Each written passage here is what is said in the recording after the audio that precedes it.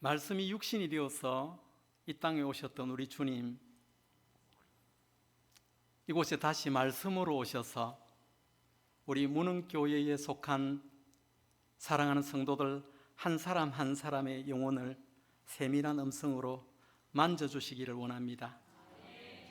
그리하여 오늘 이 시간, 이 현장이 회복의 현장이 되고 치유의 현장이 되고 진심으로 입술에서 감사가 쏟아지는 현장이 되고 주님을 만난 체험으로 간증할 수 있는 그런 현장이 될 수 있도록 주님께서 이 시간 주도하여 주시옵소서.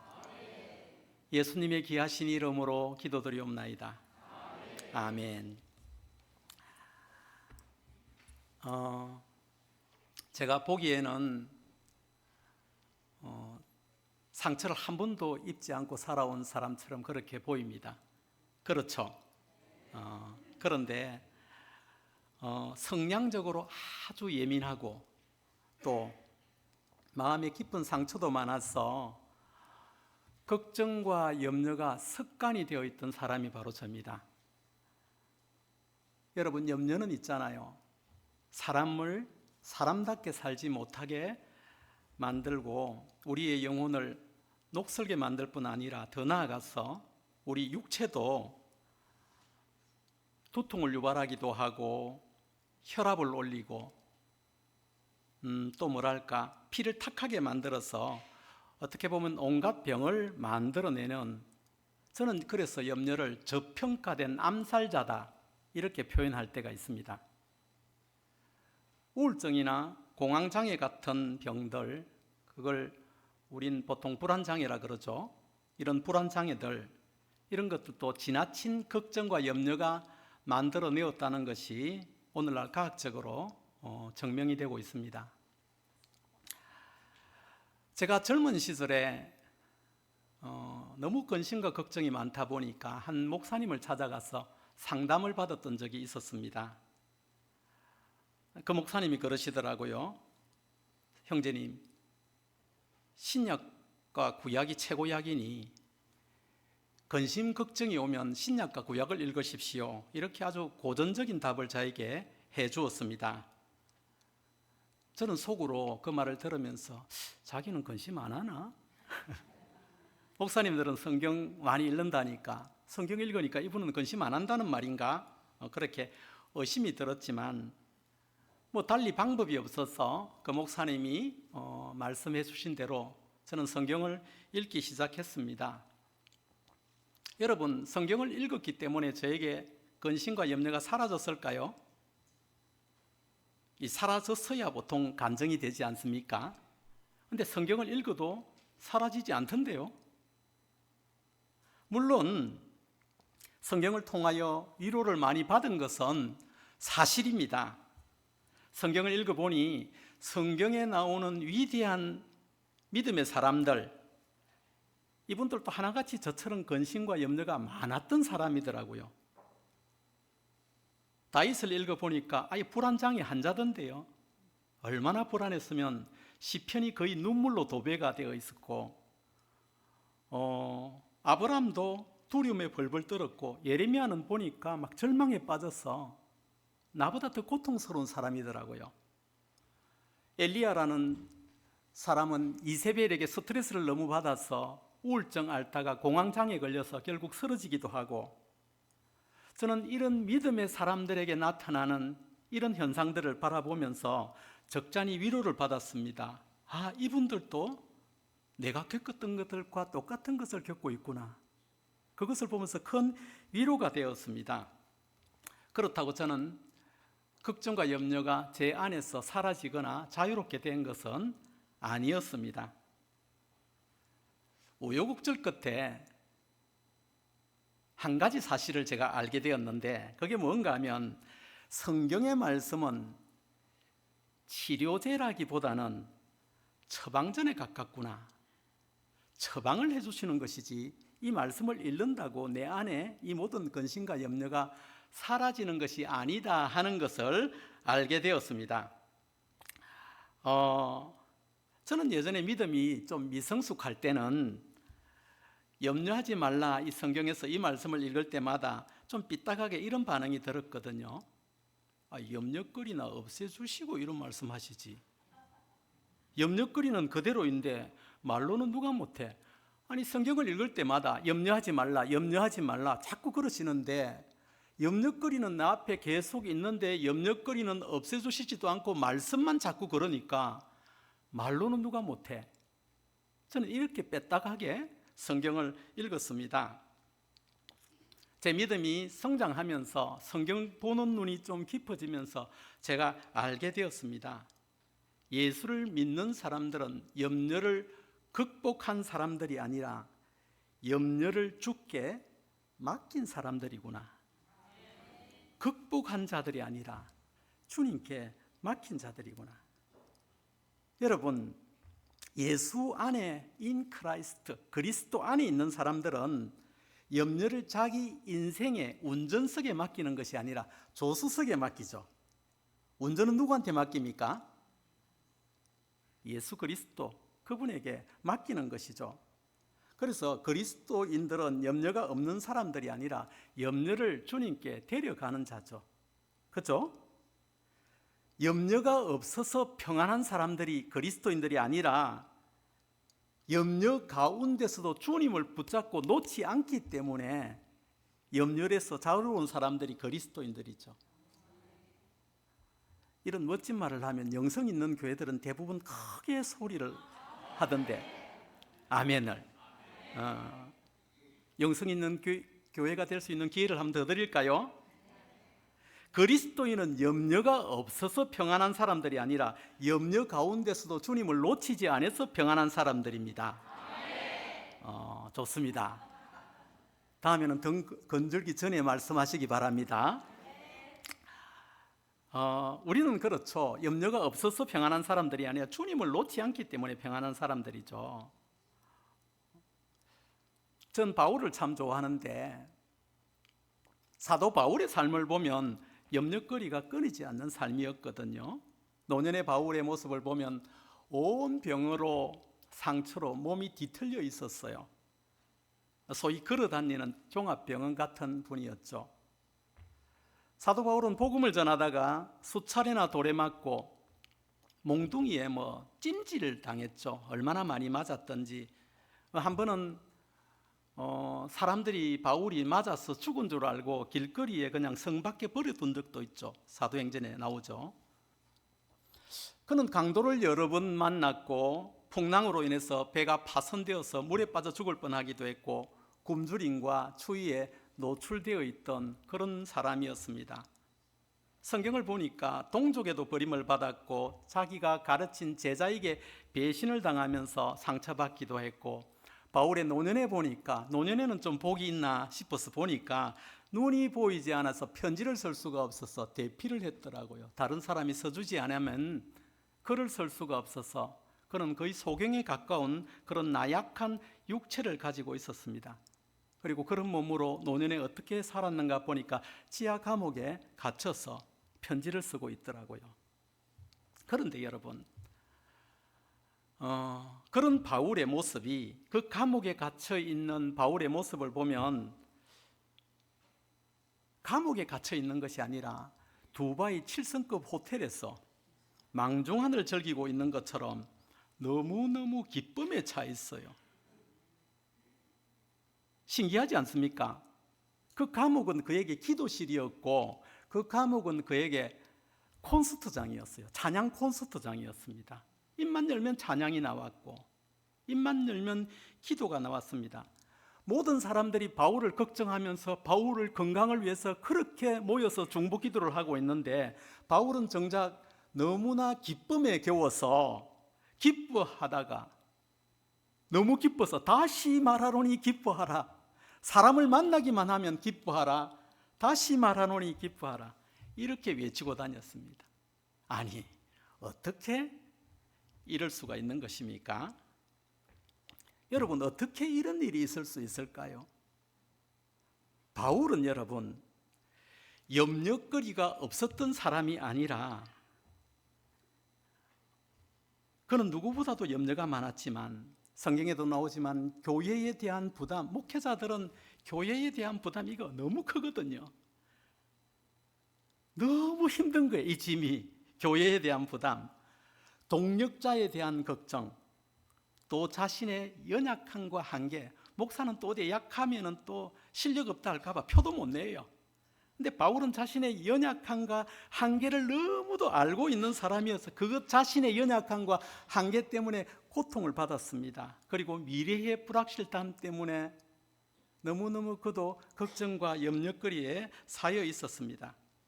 그런데 그런 바울을 무너지지 않게 하였던 것은 그는 주님을 놓친 적이 없는 사람이었어요. 아무리 성경을 읽어봐도 딱 하나더만은요, 주님을 붙잡은 그 손을 놓친 적이 없고 그의 시선이 주님을 떠나지 않는 것 말고는 없었습니다. 그러니까 그의 기쁨은 상황이라는 것이 만들어준 것이 아니라 그리스도 안에서 솟아난 거였어요. 주님 안에서. 다시 말합니다. 우리 그리스도인들은 여러분, 염려거리가 없는 사람들이 아니라 염려를 그리스도 안에서 이겨낸 사람들이죠. 우리는 앞으로도 염려가 계속 만나질 겁니다. 그러나 우리는 그리스도 안에 있는 자들이기 때문에 그리스도 안에서 염려를 이길 수 있는 사람으로 부름을 받았습니다. 그럼에도 불구하고 오늘 여기서 앉아서 예배드리는 여러분들에게 근심이 습관화되어 있고 근심과 걱정이 떠난 적이 없고 근심으로 인하여 지금도 남 모르는 고통과 눈물을 흘리고 있는 분들이 여기 계시다면 이 시간 하나님의 말씀을 통해서 그 원인을 한번 진단받아 보시기를 바랍니다. 아니, 나는 예수를 믿고 그리스도 안에 있는데 왜 내 안에 걱정과 근심이 떠나지 않고 나를 이렇게 붙들고 이놈이 나를 주인 노릇하고 있지, 이런 생각을 가지고 있는 분들이 계시다면 오늘 주시는 말씀을 통해서 하나하나 진단을 받아보시길 바랍니다. 자, 그러면 지금부터 근심 염려의 원인이 담겨있는, 잘 기록되어 있는 처방전을 한번 들여다보겠습니다. 제가 알기로는 우리가 오늘 읽었던 이 본문만큼 염려에 대한 탁월한 처방전이 있을까?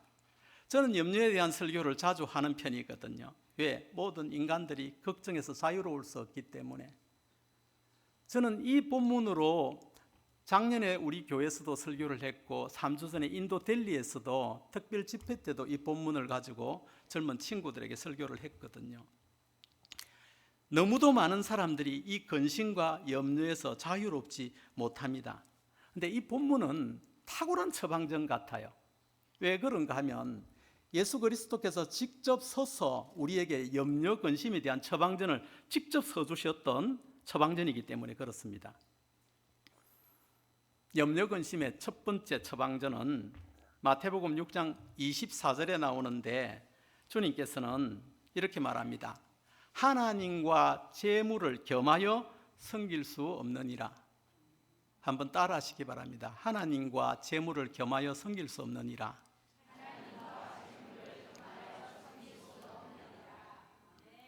이 말씀을 뒤집어 보면 우리가 염려에 사로잡혀 사는 이유가 돈을 하나님의 자리에 올려놓았기 때문이라는 것입니다. 여러분들이 하나님을 안 믿는다는 말이 아니라 돈도 하나님 급으로 대우를 하고 있다는 겁니다. 너희들 왜 염려하는 줄 아니? 나를 안 믿는 것이 아니라 너희들은 나를 믿어. 나를 섬기기를 원해. 그러나 돈도 나만큼 좋아하고 돈도 나만큼 섬기기를 원하기 때문에 너희 안에서 근심과 염려가 사라지지 않는 거야. 이렇게 말씀하고 있는 겁니다. 여러분, 오늘날 교회 안에 물신교 신자들이 많이 있습니다. 우리는 안 그런 척하고 교회 안에 앉아 있지만 하나님을 믿으면서 동시에 돈을 믿어요. 돈을 섬겨요. 주인으로 모셔요. 그러니까 근심 걱정이라는 것은 여러분 우리 안에서 우리 본능 속에서 만들어지는 단순한 감정이 아니라 이것은 여러분 염려에 대한 질문은 네 주인이 누구이니 하는 영적인 문제거든요. 주인이 누구이니? 예수님께서 염려를 어떻게 다루시는가 하면 주인이 누구인지부터 살펴봐, 이렇게 지금 말씀하고 있는 겁니다. 그러니까 염려를 해결하고 싶으면, 여러분들이 정말 걱정해서 자유롭고 싶다면 여러분들이 난 염려 안 해야지, 오늘부터 결심했어, 이런 말로는 어림도 없다는 것입니다. 염려 안 해야지 다짐하고 결심한다고 되는 것이 아니라, 우리가 염려에서 자유롭기를 원한다면 내 진짜 주인은 누구인지 이걸 선택부터 하라는 겁니다. 둘 다 섬길 수 없다는 겁니다. 하나님 잘 섬길게요, 돈도 조금 할게요가 아니라, 주인이 누구인지 너 딱 선택해야 돼. 이 둘 중에 하나를 선택해야지 이걸 이길 수 있어. 이렇게 지금 주님께서 말씀하고 계신 것입니다. 그런데 너무도 많은 성도들이 돈을 부려야 될 종으로, 돈은 부려야 될 존재잖아요. 근데 부려야 될 존재로 사용하는 것이 아니라, 주인 자리에 돈을 올려놓고 돈을 바라보고 돈을 생각하고 돈을 의지하고, 더 나아가서 돈을 추앙을 합니다. 추앙을 합니다. 돈이 오늘날 왕입니다. 신입니다. 그 모든 사람들이 돈을 추앙합니다. 그런데 더 여러분, 문제는 너무나 많은 성도들이 진짜 돈을 종으로 대하는 게, 주인의 자리에 올려놓고 추앙한다는 것입니다. 돈을 여러분 주인 자리에 올려놓고 추앙하기 시작하면 어떤 한 물질이 우리 안에 들어와 왕노릇을 하게 되는데, 그게 바로 염려입니다. 염려. 내가 그 돈을, 물질을 숭상하고 추앙하는 한, 우리가 아무리 주여 주여 부르짖는다 해도 염려는 절대로 떠나지 않습니다. 하나님과 돈을 동급으로 여기고, 저는 지금 하나님 안 믿는다고 여러분들에게 말하는 거 아닙니다. 하나님도 믿는데 돈도 그만큼 믿게 되면은, 의지하게 되면, 추앙하게 되면 염려가 그 자리에 들어와서 왕노릇을 하게 된다는 거예요. 너희는 하나님과 돈을 겸하여 섬기지 못하리라 하는 이 말씀은 종을 주인으로 착각하지 말라는 말씀입니다. 돈은 우리의 주인이 아니라는 것입니다. 그 착각이 불러일으키는 현상이 바로 염려입니다. 염려. 여러분, 우리가 돈을 추앙하면 우리 내면에 어떤 일들이, 우리 삶에 어떤 일이 일어날까요? 돈을 우리가 주인으로 삼기 하면은, 돈은 여러분 첫째로 우리를 쉬게 하는 법이 없습니다. 돈을 주인으로 삼으면 우리 머릿속에 늘 어떤 생각이 들어오냐면, 더 벌어야 될 것 같고, 잃을까 봐 불안하고, 비교하게 되고, 끊임없이 미래를 걱정하게 됩니다. 염려는 여러분, 돈이 부족해서 생기는 것이 아니라 돈을 주인 자리로 모시면서 생긴다는 것이 우리 주님이 염려에 대한 첫 번째 진단입니다. 그래서 염려가 생긴다는 것입니다. 두 번째 처방전, 진단, 본문 25절과 26절에 나오는데, 우리 주님께서 이렇게 말씀하시네요. 무엇을 먹을까 마실까 입을까 염려하지 말라. 공중에 나는 새를 보라. 그것들 아무것도 안 해도 내가 기르지 않느냐. 너희들은 이것보다 귀하지 않느냐. 우리 수없이 들었던 말씀이죠.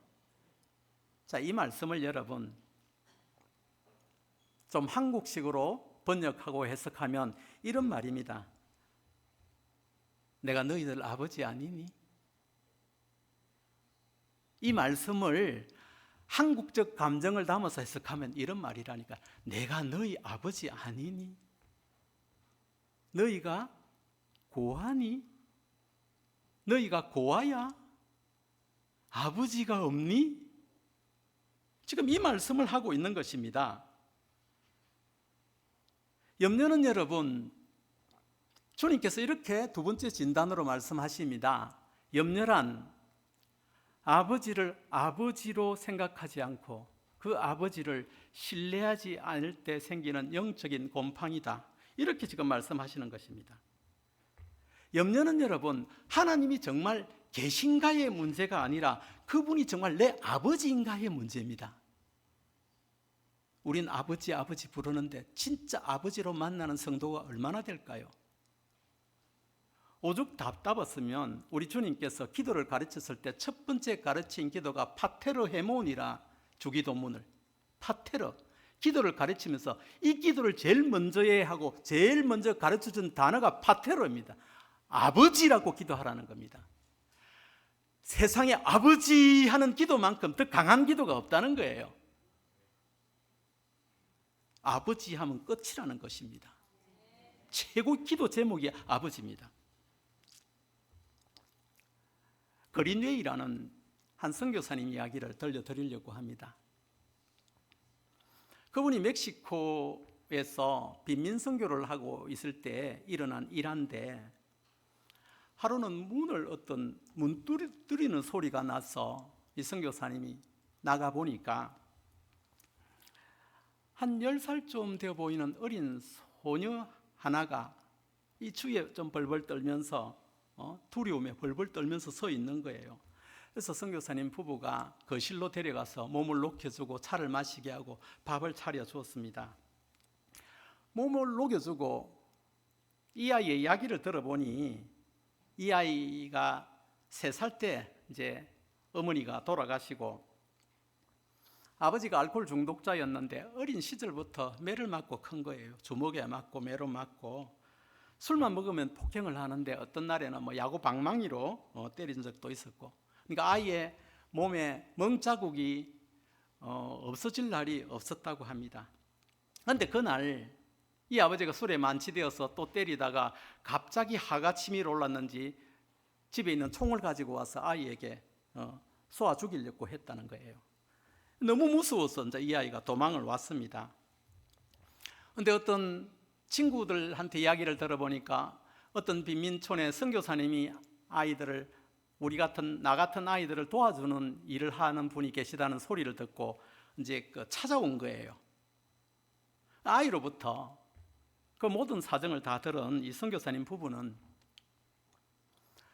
달랑 밥 한 끼만 먹여주고 돌려보내기가 그 지옥으로 다시 돌려보낸다는 것이 너무 못할 것 같아서 부부가 고민을 하다가 입양을하기로 결심을 합니다. 그 선교사님에겐 이미 4명의 딸이 있었지만 그 방법 말고는 그 지옥에서, 지옥 구덩이에서 그 아이를 구할 방법이 떠오르지가 않아서 그 아이에게 먼저 이 이야기를 하고 그 아이에게 묻고, 그 다음 행정 절차를 다 동원해서 그 아이를 입양하기 시작합니다. 그 아이를 입양한 날, 그 아이를 난로가 앞에 앉혀놓고 그 선교사님이 이렇게 말을 해요. 얘야, 이제 너 나 딸이란다. 내가 있잖아, 네 아버지야. 이제부터 내가 너를 지켜줄 것이고, 얘야, 필요한 것이 있다면 이 아빠에게 모든 것을 이야기하렴. 그렇게 말을 합니다. 그런데 그 이후로도 그 아이가 한 번도 자기에게 필요한 것을 말한 적이 없었다고 합니다. 학교에 다녀오면 곧바로 자기 방으로 들어갔고, 먹고 싶은 것이 있어도 먼저 주기 전에는 절대로 먹지 않는 거예요. 여러분, 어린 시절에 깊은 상처를 받은 사람들은 이런 감정을 이해할 수 있습니다. 저도 이런 감정이 있었거든요. 누가 주기 전에는 절대로 달라는 소리를 못했습니다. 거절감에 대한 상처가 있기 때문에. 이 아이도 그랬던 것이죠.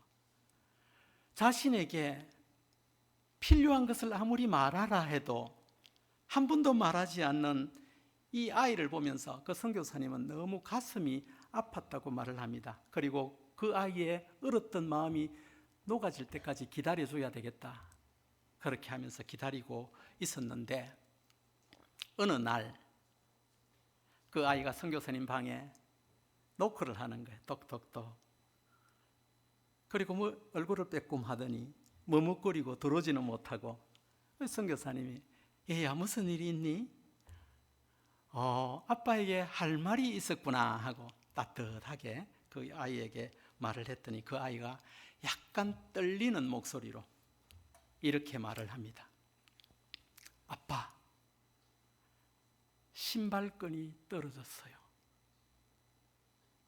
신발끈 하나가 필요해요. 그 말을 들은 선교사님은 돌아서서 감격의 눈물을 흘려요. 눈물이 펑펑 쏟아집니다. 하나님 아버지, 이 아이가 드디어 나보고 아빠라 했어요. 아빠라고 했어요. 이 아이가 드디어 나를 아빠라고 여겨서 필요한 것을 말했어요. 신발끈을 해달래요. 아버지요, 너무 행복해요, 저 지금. 그 아이가 신발끈 하나 해달라는 소리를 듣고 이 선교사님은 너무 행복해서 돌아서서 하나님 앞에 감사 기도를 합니다. 나를 아빠라 불렀어요. 신발끈 해달라 해서요. 사랑하는 여러분, 우리의 기도가 있잖아요. 하나님의 귀에 이렇게 들린다는 거 아십니까? 신발끈 하나 필요하다는 이 기도가 그분의 귓가에 그렇게 들린다는 거 아십니까? 그런 아버지를 우리가 믿고 있습니까? 그런 아버지가 우리 하나님이시라고 예수님이 지금 그 이야기하고 계신 거예요. 여러분, 염려란 내가 약해서 그런 거야가 아니라 우리 다 강한 척해서 그렇지 여기 강한 사람이 어디 있습니까? 우리 다 강한 척하는 거예요. 저는 사람의 연약함, 허약함을 너무 잘 아는 사람입니다. 연약한 사람일수록 강한 척합니다. 저도 그렇게 살아왔거든요. 염려는 내가 약해서 생기는 것이 아니라 하나님을 깊이 만나지 못했고 그 아버지, 그 전능하신 나를 향한 그 아버지, 어떤 마음으로 다가오시는 그 아버지를 아버지로 만나지 못해서 일어나는 것이야 하고 예수님께서 지금 두 번째 진단을 우리에게 내리고 있습니다. 아버지를 신뢰하지 못해서 생기는 영적인 곰팡이가 염려다. 잊지 마시기 바랍니다. 마지막 세 번째 처방전은 31절에 나오는데 내일 일을 염려하지 말라. 내일 일은 내일 염려할 것이요 한날의 괴로움은 그날로 족하니라. 저는 상담 사역을 참 많이 하거든요. 상담 받는 분들이 뭐 때문에 오겠습니까? 대다수 걱정, 근심 때문에 오겠죠. 저는 세상 사람들의 근심, 걱정을 누구보다도 잘 아는 사람 중에 한 사람일 겁니다. 저도 그렇게 많았던 사람이고 사람들의 이야기들이 다 그런 것들이었으니까. 그런데 여러분, 우리가 붙들고 사는 염려의 대부분들이 오늘의 문제가 아니라 어제의 문제고 내일의 문제예요. 지금 일어난 그 현상을 보고 걱정하는 사람들은 거의 없고 어제 있었던 일들이 내일 또 계속 있을 것 같아. 이 이야기가 대부분입니다. 과거의 기억들이 염려를 만들어내고 미래에 대한 불확실함이 우리의 염려를 만들어내는 것이거든요. 예전에 어떤 여자 집사님 한 분 상담을 한 적이 있는데 남편 때문에 너무 괴롭대요. 같이 사는 것이 지긋지긋하다요. 어떤 것이 남편이 당신을 가장 괴롭힙니까? 하고 이렇게 물으니까 그분이 그래요. 20년 전에 했던 말, 20년 전에 남편이 어떤 말을 했대요. 그러니까 20년 전에 남편이 했던 말을 붙들고 살고 있는 거예요. 이틀 전 아닙니다. 20년 전 이야기를 붙들고 여자분들 도대체 왜 그러는 거예요? 어떤 집에 부부싸움 하는 내용들을 들어보면 여보, 당신 2015년 3월 달에 했던 말 기억나? 그걸 어떻게 기억해? 2020년 전 있잖아. 4월 달에 술 먹고 들어와서 나한테 어떤 행동했어? 뭐 어떻게 알아? 그때 아기 나올 때 나한테 없었지. 40년 전에 말이야. 이쯤 되면 싸움이 아니라 역사 다큐죠. 다큐 쓰겠다는 것이지. 연대기를 기록하겠다는 거 아닙니까? 제가 보니 남자들은 여러분 주로 이런 말 많이 합니다. 어떻게 살지? 이게 어디서 오는 걱정입니까? 미래에서 오는 걱정이거든요. 남자들은 먹고 사는 걱정에 짐이 있다 보니까 어떻게 살지? 늘 이렇게 미래형 걱정, 염려를 많이 하고, 여성들은 이렇게 말합니다. 그때 왜 그랬어? 과거형이죠. 그때 왜 나한테 그런 말을 했고, 그때 왜 나한테 그런 행동을 한 거야? 이렇게 따져 묻습니다. 그러니까 과거를 붙들고 산다는 말이죠. 염려의 세 번째 처방전, 오늘을 살아라입니다. 주님께서 왜 너희들이 염려를 붙들고 사는가 하면, 오늘을 살지 않고 어제 일을 붙들고 오지 않는 내일 일을 붙들고 살아가기 때문에 염려가 떠나지 않는 거야 하고 처방전을 세 번째 우리에게 이렇게 써주셨습니다. 그러니까 오늘을 살아라, 하루 단위로 사는 법을 배우라 하는 것이 염려에 대한 주님의 세 번째 진단입니다. 염려란 여러분, 언제나 오늘을 떼어내게 하고, 어떤 이는 미래만 생각하게 하고, 다음 달에 괜찮을까? 다음 달에 빚을 갚을 수가 있을까? 이런 자꾸 미래에 대한 걱정만 하게 하고, 어떤 이에는 과거에 그 사람이 나에게 왜 그랬어? 과거에 붙들어서 염려를 벗어나지 못하게 합니다. 하지만 주님께서 우리에게 오늘 주신 처방전이 뭐라고요? 오늘 하루 단위로 살아라는 겁니다. 하나님은 여러분, 내가 살아온 오늘이라는 재료로 내일을 만드시는 분이시라는 것을 아십니까? 오늘을 내가 드리면 드린 오늘을 가지고 주님은 내일을 만드시는 분이시거든요.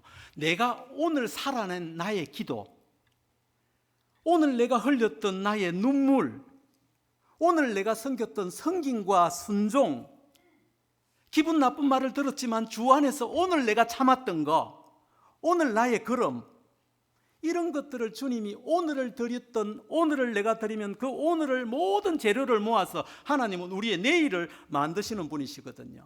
그런데 너무도 많은 성도들이 오늘은 드리지 않으면서 내일은 될 줄 믿습니다 이렇게 말합니다. 무슨 수로? 오늘을 재료로 주님은 내일을 만드시는 분이십니다. 우리는 여러분, 내일을 조금 더 두려워할 필요가 없는 것이 오늘 재료 드리면 되거든요. 이 재료가 오늘 나의 삶이, 오늘 나의 미소가, 오늘 나의 말이, 오늘 나의 섬김이, 오늘 나의 이해가, 오늘 나의 사랑이 주님께 올려드리면 이 오늘의 재료를 가지고 내일 나의 내일을 만들어주시는 분이 주님이시구나 생각하기 때문에 우리는 내일 걱정할 것이 없죠. 우리가 걱정할 것은 오늘이죠. 오늘 어떻게 살았는가? 오늘 무엇을 주 앞에 드렸는가? 오늘을 하나님 앞에 신실하고 정직하게 살아드리면 하나님은 오늘이라는 재료로 우리의 찬란한 내일을 만들어서 우리에게 주시는 분인 줄로 믿습니다. 오늘의 눈물은 내일의 치료가 되고, 오늘 보낸 나의 작은 성기면 하나님의 크신 축복으로 우리에게 돌아오게 되는 것입니다. 하나님은 여러분, 평범한 하루를 비범한 내일로 만드는 장인이시라는 것을 믿고 사십시오. 하나님을 믿는다 하는데 뭘 믿는다는 겁니까 도대체? 내가 오늘을 드리면 찬란한 내일을 만드시는 하나님을 여러분들은 믿으며 살아가십니까? 제가 2달 전에 일본을 다녀왔습니다. 일본 선교를 다녀왔는데 일본 선교사님이 목사님 토요일 오후 시간을 좀 비워두어서 우리 일본의 성도들 몇 분이 목사님께 상담을 받고 싶다는데 좀 시간을 내어줄 수 있겠습니까? 그래서 제가 흔쾌히 허락을 했습니다. 그래서 토요일 오후 시간을 비워놓고 몇 분의 자매들을 상담을 했습니다. 그 중에 한 분이 욕구이라는 이름을 가졌던 자매인데 한 50대 중후반 정도 나이가 되어 보였습니다. 그녀는 폐암 말기였고 남편이 죽은 지가 꽤 되었습니다. 그리고 25살 먹은 딸이 하나 있었는데 깊은 우울증으로 인해서 2년 넘게 집 밖으로 지금 나오지 않고 있다고 말을 했습니다. 거기에 친정 어머니가 반신불수가 되었는데 그녀 집에서 지금 이 말기암인 그녀의 간병을 받고 지내고 있었습니다. 우리는 이런 환경 속에 있는 사람들을 어떻게 표현하죠? 기구하다. 참 기구한 팔자다. 이렇게 말하죠. 그런데 그녀는 아주 밝은 표정으로 교회 나와서 교회 반주를 하고 있었습니다. 그 교회가 교인이 한 20몇 명 정도 모였는데 일본에서는 대형 교회입니다. 25명은 엄청나게 많은 것입니다. 그날 오후에 저에게 두 가지의 질문을 했습니다. 첫 번째는 어머니의 문제였는데 그 어머니가 젊은 날에 바람을 피워서 이 자식들을 버리고 집을 나갔다고 해요. 그러다가 나이가 들어서 병이 들어 반신불수가 되어서 이 딸네 집에 왔던 거예요. 일본 사람들은 겉으로 잘 표현을 안 해요. 그래서 속을 잘 모르는 경우가 많다고 합니다. 그녀가 그랬습니다. 내가 어머니를 겉으로는 도와주고 있지만 너무 믿고 목사님 용서가 안 됩니다. 그런데 목사님도 알다시피 제가 이제 주님 만날 날이 다가오고 있는데 이런 어머니도 용서 못하는 나를 하나님께서 어떻게 보실지 그게 두렵습니다. 아무리 용서하려고 해도 용서가 안 되고 어머니가 쳐다보기만 하면 부하가 치밀어 오르고 그렇지만 꾹꾹 누르고 도와주기는 하지만 마음으로는 늘 미움과 정오가 가득 차서 한 번도 그 어머니에게 좋은 마음이 간 적이 없다는 거예요. 이런 나를 주님이 받아주실지 어떻게 생각하실지 그게 너무 걱정이 됩니다 하는 이게 첫 번째 질문이었고, 두 번째 질문은 자신에게 시간이 얼마 남지 않았기 때문에 이 남은 시간을 어떻게 살아야 할지를 잘 모르겠습니다. 목사님, 저는 이 남은 시간을 어떻게 살면 좋을까요? 이 두 가지 질문을 저에게 했습니다. 저는 통역을 통해서 먼저 그녀에게 복음이 있는지, 그리스도가 당신에게 어떤 의미가 있는지를 물었습니다. 그녀는 다행히 복음이 있었고 죽음도 두려워하지 않더라고요. 오늘 죽어도 아무 상관없는 담대함이 있었습니다. 그래서 저는 그 첫 번째 질문에 대하여 이렇게 말해 주었습니다. 자매님이 자매님에게 모진 상처를 입혔던 그 어머니를 용서를 하시면 우리 주님께서 참 기뻐하실 것입니다. 하지만 당신이 그 어머니를 용서하지 못하고 미워하고 정오하면서 죽는다 할지라도 당신을 향한 하나님의 사랑은 눈꽃만큼도 손상되지 않을 겁니다. 당신의 약함을, 연약함을 우리 주님께서 다 아십니다. 그러니까 걱정하지 마십시오. 미워하셔도 주님의 사랑은 눈꽃만큼도 손상되지 않으니까, 너무 큰 사랑이니까 조금도 의심하지 마십시오. 괜찮습니다. 제가 하나 조언을 드린다면 어머니 미워하지 않으려고 그만 생각하시고 얼마 남지 않는 생애를 주님과 데이트하면서 그분의 사랑을 생각하고 그분이 하신 일을 생각하고 나의 어떠함이 아닌 그분의 어떠함을 자꾸 생각해 보십시오. 그러다 보면 그분의 사랑이 혹시 압니까? 어머니를 향한 미움을 껴안아 주실지. 이렇게 말해 주었습니다. 두 번째 질문에 대해서는 하루 단위로 한번 살아보십시오. 내일, 모레, 걸피 이렇게 있다고 생각하지 마시고 인생이 하루밖에 없다고 생각하시고 하루만 있다고 생각하시고 하루 단위로 살아보십시오. 저도 그렇게 살거든요. 저도 하루 단위로 살아갑니다. 그러면서 저는 실질적으로 하루 단위로 살아갑니다. 그래서 그녀에게 저는 아침에 일어나면 침대에서 무릎 꿇고 제일 먼저 내가 드리는 기도가 이런 기도를 합니다.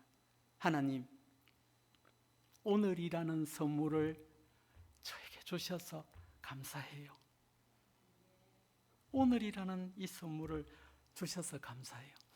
오늘이라는 이 도화지 속에 오늘 나는 당신과 함께 시를 쓰고 싶어요. 주님과 함께 아름다운 풍경화를 그리고 싶어요. 감사라는 따뜻한 색채로 스케치를 하고, 기쁨이라는, 은혜라는 또 다른 크레용으로 색칠을 하면서 오늘이라는 이 하루를 아름다운 그림으로 풍경화로 그려서 주님께 돌려드리고 싶어요. 오늘이라는 이 도화지 속에 나는 어떤 그림을 그릴지 아침에 일어나면 기도를 한답니다. 그러면서 이렇게 말해줬습니다. 하루뿐이라면 감사하며 살 수 있지 않을까요? 하루뿐이라면 당신이 고통 겪고 있는 그 암의 통증을 하루뿐이라면 그래도 견딜 수 있지 않을까요? 하루뿐이라면 어머니 미워하는 마음 멈출 수 있지 않을까요? 하루뿐이라면 용서가 가능하지 않을까요? 그러니까 하루 단위로 한번 살아보십시오. 제 말을 다 들었던 그 욕고이 자매가 득 하고 눈물을 터뜨리더니 이렇게 말을 해왔습니다. 목사님, 이제야 제가 어떻게 살아야 할지 길을 찾은 것 같습니다. 그리고 저녁에 아주 맛있는 일본 과자를 선물로 가지고 왔습니다. 우리 교회 올해 표어가 오늘을 선물처럼입니다. 오늘을 선물처럼 하루 단위로 살자는 겁니다. 오늘을 선물로 여겨서 하루밖에 없는 이 하루의 인생을 하루라는 이 도화지 안에 선물처럼 여기며 살아가자. 그래서 우리 교회 올해 표어가 오늘을 선물처럼이고, 작년에 우리 교회 젊은 집사님 한 분이 두 번째 딸을 놓았는데 이름을 하루라고 제가 지어줬습니다. 하나님의 룰루랄라로 살아라. 하나님의 룰루랄라로. 오늘을 선물처럼 사는 인생이 되어라. 하루 단위로. 하루가 인생이 다거든요. 여러분, 바울이 하나님이 룰루랄라로 하루를 살아냈기 때문에 그런 삶을 살았지, 그렇게 긴 시간 동안 그런 고통 속에 살았다고 생각한다면 그렇게 살 수 있었겠습니까? 러시아의 대문호인 톨스토이에게 어떤 사람이 세 가지 질문을 했다고 하죠. 선생님, 가장 중요한 것이 무엇이며, 가장 중요한 사람이 무엇이며, 가장 중요한 일이 무엇입니까? 그렇게 묻자 톨스토이가 이렇게 말했죠. 가장 중요한 것은 지금이고, 가장 중요한 사람은 지금 만나는 사람이고, 가장 중요한 일은 지금 만나는 사람에게 하고 있는 일이다. 그렇게 말했죠. 지금 저에게 가장 중요한 일은 뭘까요? 저에게 지금 가장 중요한 것은 지금 이 순간이고, 저에게 가장 중요한 사람들은 지금 제 앞에 있는 여러분들이고, 저에게 가장 중요한 일은 지금 여러분들 앞에 하고 있는 이 설교 행위겠지요. 이것보다 더 중요한 일이 저에게 어디 있겠습니까? 그럼 여러분에게 바꾸어서 여러분들에게 제일 중요한 것은 지금이죠. 여러분에게 제일 중요한 사람은 이 설교를 하고 있는 제가 될 수도 있고, 여러분 옆에 앉아 있는 사람이 될 수가 있고, 여러분에게 지금 제일 중요한 것은 이 설교를 듣고 있는 지금이죠. 이것만큼 중요한 일이 어디 있겠습니까? 지금 하는 일, 지금 하는 일과 지금 만나는 사람들이 꽃봉오리라는 것을 알고 하루를 살아가는 것이 우리 주님께서 염려에 대한 세 번째 처방전으로 내놓았던 것입니다. 사랑하는 여러분, 염려에 대한 최고의 처방전은 오늘 하루 단위로 살아내는 것입니다. 제가 우리 교회에서도 이 말을 했는데, 오늘이란 날이 얼마나 신비한 날인가 하면, 오늘은 여러분 나의 가장 젊은 날인 동시에 가장 경험 많은 내가 밀물과 설물처럼 만나는 날이거든요. 진짜 신비한 날입니다. 오늘은 내가 가장 젊은 날인 동시에 가장 경험 많은 내가 하나가 되는 너무도 놀라운 날입니다. 우리가 오늘을, 주님이 주신 이 오늘을 발견하지 못하면 우리는 어쩌면 허치거리하는 인생을 살아갈, 막 뜬구름 잡는, 신기루 쫓는 인생을 살아갈 수 있습니다. 오늘 내가 살아낸 모든 재료가 내일 내가 된다는 것을, 이 지혜를 잊지 마시기를 바랍니다. 그리고 하루 단위로 사는 법을 배우고 연습하십시오. 그리고 오늘 주님께서 주신 이 세 가지 처방전이 여러분들을 모든 근심과 염려에서 자유롭게 하게 하기를 주의 크신 이름으로 축복합니다. 기도하겠습니다.